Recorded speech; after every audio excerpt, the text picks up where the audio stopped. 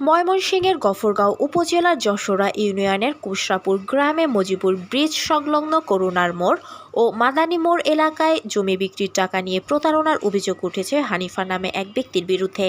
অভিযোগ অনুযায়ী প্রবাসী জিয়ারুল ইসলাম প্রায় 2 মাস আগে হানিফার কাছ থেকে 1.5 শতাংশ রাস্তার জায়গাসহ মোট 6.5 শতাংশ জমি বায়না হিসাবে 2 লক্ষ টাকায় ক্রয় করেন। জমি ক্রয় করার সময় ভিডিও রেকর্ড ও একাধিক সাক্ষী উপস্থিত ছিল।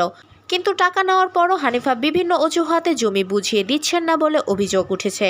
স্থানীয়দের দাবি, এর আগেও তিনি একাধিক ব্যক্তির সঙ্গে এমন প্রতারণা করেছেন।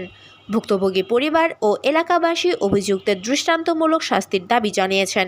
তবে হানিফা নিজেও জমি বিক্রির টাকা গ্রহণের বিষয়টি স্বীকার করেছেন বলে জানা গিয়েছে। আমরা শুনছি যারা 6.5 শতাংশ জমি বিক্রি করছে 2 লক্ষ টাকা বাইরে নিচ্ছে। কে করছে বিক্রি? ওই হানিফা কাকু। কার কাছে হচ্ছে? জিয়াউর রহমানের কাছে। কতনি সম্পত্তি? 6.5 শতাংশ জমি আমি শুনছি 6 শতাংশ জমি বেচলে পরে জমি বাধা দিছে, আমরা নিজের শরীর থেকে আরেক কোনো জায়গা বেচেন কে লেগা। আবার প্রথম বেচবার আগে তারপরে জানাই হয়েছে যে জমি 1.5 শতাংশ সম্পত্তি বলে রাস্তার মানে 6.5 শতাংশ সম্পত্তি বিক্রি হয়েছে। হ্যাঁ হ্যাঁ, জিয়াউর রহমান হানিফার কাছ থেকে 6.5 শতাংশ জমি কিনেছে রাস্তা সহ। 1.5 শতাংশ রাস্তা দেওয়ার কথা। এখন আমরা জমির মূল্য হয়েছে 8,60,000 টাকা, 2 লাখ টাকা আরো মহিলা ও পুরুষ 10-15 জনের মাধ্যমে বাইনা দেওয়া হয়েছে। এখন এই জমিটা নিয়ে পাইকারি করতে আছে, আমরা এটা বিচার করব। আমরা আমাদের পরে হানিফার কাছে 6.5 শতাংশ জায়গা কিনছে রাস্তা সহ।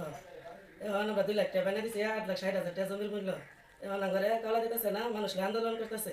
এখন আমরা এটা রাস্তা সহ কলা চাই এবং বিচার চাই, এটাই।